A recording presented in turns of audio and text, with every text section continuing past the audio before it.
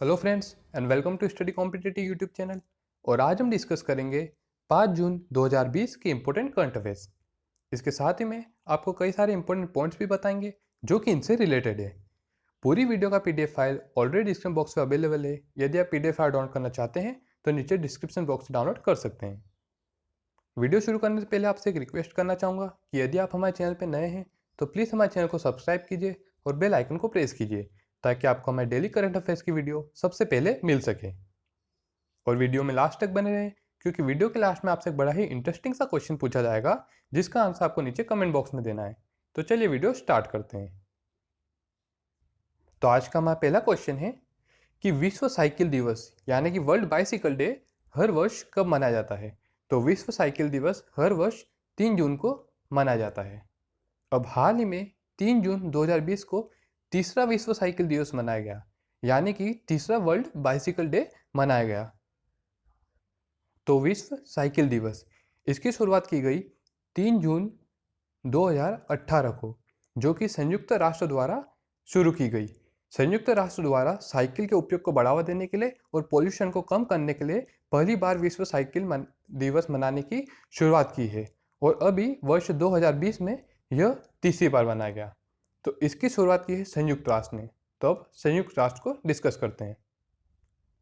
तो संयुक्त राष्ट्र यानी कि यूनाइटेड नेशन, तो इसकी स्थापना की गई थी 1945 में, जिसके वर्तमान में कुल सदस्य देशों की संख्या है 193 और 193वां देश बना था दक्षिणी सूडान। इसकी स्थापना 1945 में की गई। वर्तमान में इसके कुल सदस्य देशों की संख्या है 193 और 193वां देश बना था दक्षिणी सूडान।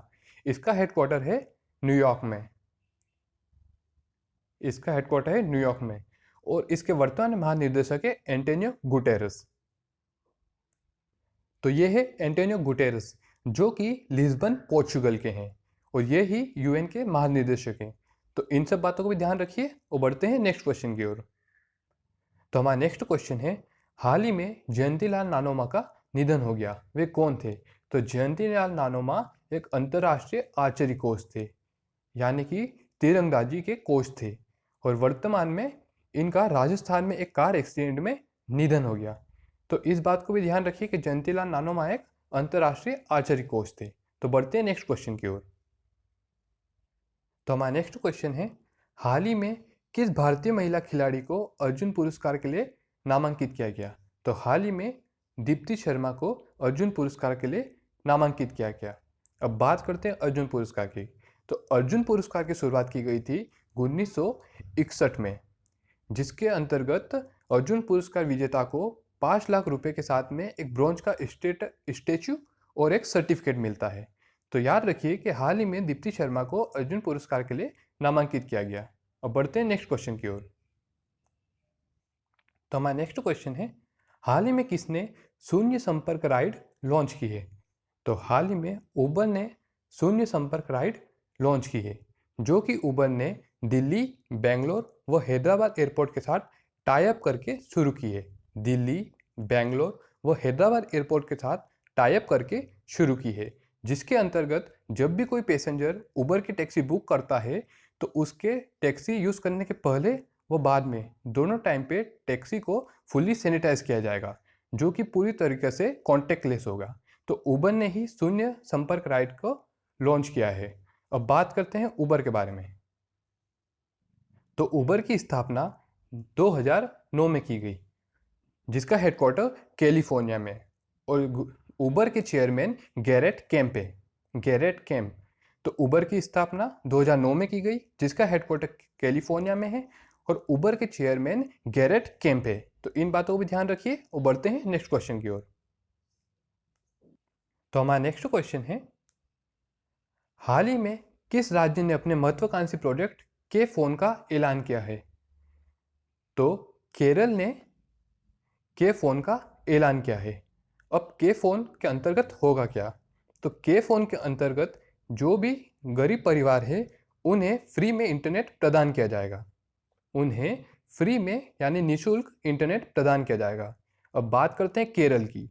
तो केरल की स्थापना हुई थी 1 नवंबर 1956 में और केरल की कैपिटल है तिरुवनंतपुरम और वर्तमान में केरल के चीफ मिनिस्टर है पिनराई विजयन। पिनराई विजयन। और वर्तमान में केरल के गवर्नर है आरिफ मोहम्मद खान। आरिफ मोहम्मद खान। और केरल की बात आई है तो केरल में ही पेरियार वन्य जीव अभ्यारण्य भी है और केरल में ही शांत घाटी भी है। और साथ ही में केरल में ही ब्रेक द चेन कार्टून अभियान की शुरुआत भी की गई। और इसके साथ में एक और इम्पोर्टेंट पॉइंट बनता है कि हाल ही में केरल में ही तिरंगा पहल के तहत रैपिड स्क्रीनिंग की गई। अब तिरंगा पहल क्या होता है? तिरंगा पहल के अंतर्गत एक गाड़ी पर दो मॉनिटर्स और 2 स्क्रीनर्स लगाए गए जो कि गली गली जा करके लोगों की थर्मल स्क्रीनिंग करेगी और उस गाड़ी पर तिरंगा बना हुआ है, जिसकी वजह से इसका नाम तिरंगा पहल रखा गया। तो इन बातों को भी ध्यान रखिए और बढ़ते हैं नेक्स्ट क्वेश्चन की ओर। तो हमारा नेक्स्ट क्वेश्चन है, हाल ही में किस राज्य सरकार ने हर गांव में स्वास्थ्य मित्र नियुक्त करने की घोषणा की है? तो राजस्थान सरकार ने हर गांव में स्वास्थ्य मित्र नियुक्त करने की घोषणा की है। और स्वास्थ्य मित्र के अंतर्गत होता क्या है?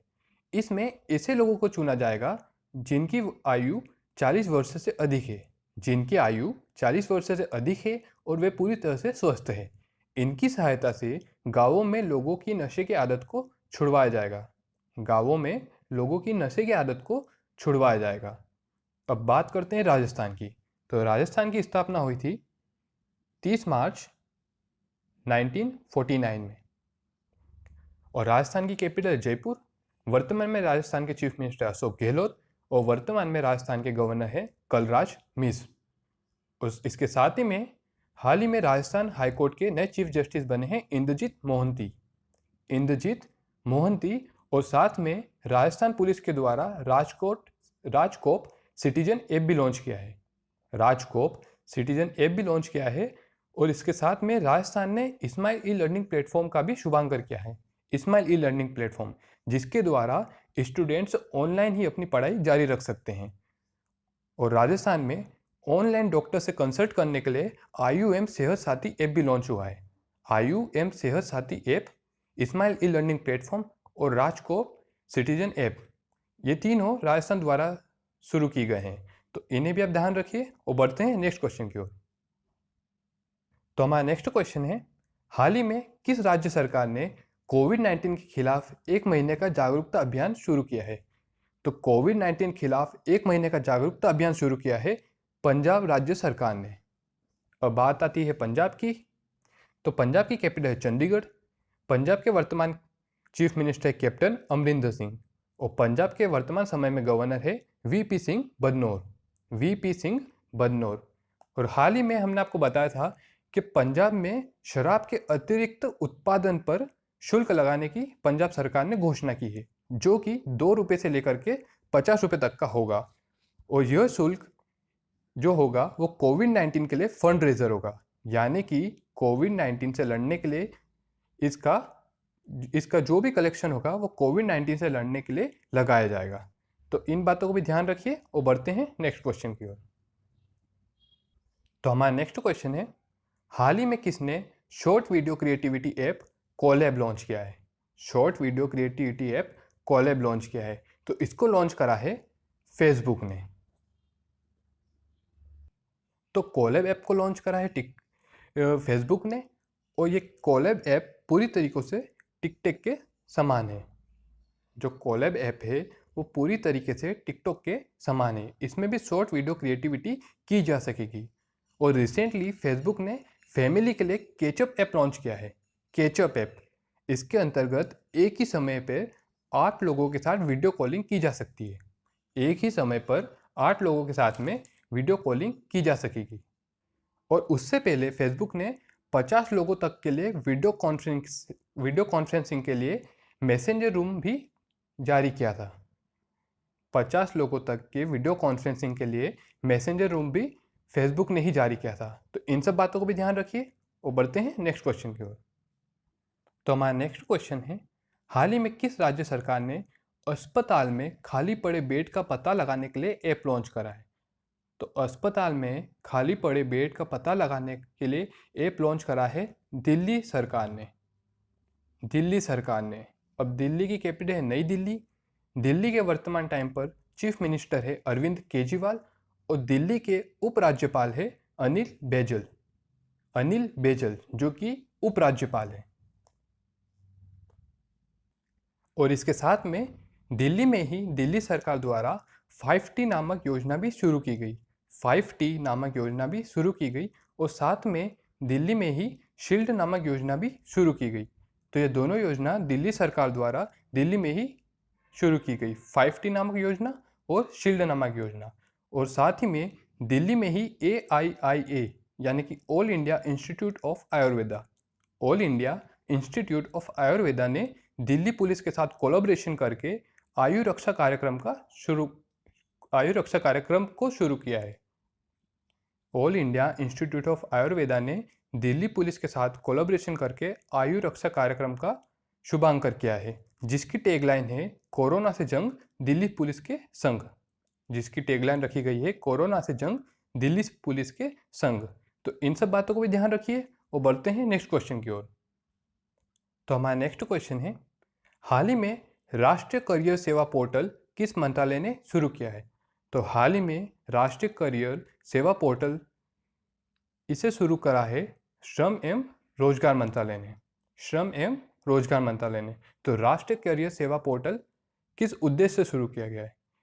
तो यह युवाओं को रोजगार के लिए कौशल प्रशिक्षण देने के लिए शुरू किया गया है। यह युवाओं को रोजगार के लिए कौशल प्रशिक्षण देने के लिए शुरू किया गया है, जो कि TCS यानी टाटा कंसल्टेंसी सर्विसेज के साथ टाइप करके शुरू किया गया है। जो कि TCS के साथ टाइप करके शुरू किया गया है। और वर्तमान में हमारे श्रम एवं रोजगार मंत्री है संतोष गंगवार। तो ये है श्रम एवं रोजगार मंत्री संतोष गंगवार। इन्होंने ही राष्ट्रीय करियर सेवा पोर्टल का शुभारंभ किया है। तो बढ़ते हैं नेक्स्ट क्वेश्चन की ओर। तो हमारा नेक्स्ट क्वेश्चन है, हाल ही में किसने सोदार नामक ऐप जो कि सोशल डिस्टेंसिंग के लिए है उसे लॉन्च किया है? तो हाल ही में गूगल ने सोदार नामक सोशल डिस्टेंसिंग ऐप लॉन्च करा है। तो हम जानते हैं कि कोविड-19 के चलते दो व्यक्तियों के बीच में कम से कम 6 फुट की दूरी होना आवश्यक है। तो इसी के चलते गूगल ने सोदार नामक एक सोशल डिस्टेंसिंग ऐप लॉन्च करा है। तो इन बातों को ध्यान रखिए और बढ़ते हैं नेक्स्ट क्वेश्चन की ओर। तो हमारा नेक्स्ट क्वेश्चन है, हाल ही में किसने हारून इंडिया आर्ट लिस्ट 2020 में टॉप किया है? तो हारून इंडिया आर्ट लिस्ट 2020 में टॉप करा है अनीश कुमार ने। और इन्होंने लगातार दूसरी बार टॉप करा है। हारून इंडिया आर्ट लिस्ट 2019 में भी इन्होंने ही टॉप करा था और हारून इंडिया आर्ट लिस्ट 2020 में भी इन्होंने ही टॉप किया है। तो ये है अनीश कुमार, जो कि एक पेंटर है और इन्हें ही मोस्ट सक्सेसफुल आर्टिस्ट भी कहा जाता है। और इन्होंने ही हारून इंडिया आर्ट लिस्ट 2019 और 2020 में टॉप करा है और जिनकी मात्र एक ही पेंटिंग की कीमत करोड़ों में होती है। तो इनके बारे में भी याद रखिए और बढ़ते हैं नेक्स्ट क्वेश्चन की ओर। तो हमारा नेक्स्ट क्वेश्चन है, हाल ही में IIFL फाइनेंस का नया ब्रांड एम्बेसडर किसे नियुक्त किया गया है? तो IIFL फाइनेंस का नया ब्रांड एम्बेसडर रोहित शर्मा को नियुक्त किया गया है। तो IIFL होता क्या है? यह एक फाइनेंस कंपनी है जिसकी स्थापना 1995 में की गई और इसका हेडक्वार्टर मुंबई महाराष्ट्र में है, जिसके चेयरमैन निर्मल जैन है। निर्मल जैन। तो यह है रोहित शर्मा। हाल ही में इन्हें ही IIFL के नए ब्रांड एम्बेसडर के रूप में नियुक्त किया गया है। और हाल ही में BCCI ने रोहित शर्मा को राजीव गांधी खेल रत्न पुरस्कार के लिए भी नामांकित किया है। तो इन बातों को भी ध्यान रखिए और बढ़ते हैं नेक्स्ट क्वेश्चन की ओर। तो हमारा नेक्स्ट क्वेश्चन है, हाल ही में पापुआ न्यू गिनी में भारत का नया उच्च आयुक्त किसे नियुक्त किया गया है? तो पापुआ न्यू गिनी में भारत का नया उच्च आयुक्त सुशील कुमार सिंघल को नियुक्त किया गया है। सुशील कुमार सिंघल को। अब पापुआ न्यू गिनी की कैपिटल क्या है? तो पापुआ न्यू गिनी की कैपिटल है पोर्ट मोर्सबी। पोर्ट मोर्सबी। और सुशील कुमार के साथ में गायत्री कुमार को ब्रिटेन का नया हाई कमिश्नर नियुक्त किया गया है। ब्रिटेन का नया हाई कमिश्नर नियुक्त किया गया है गायत्री कुमार को।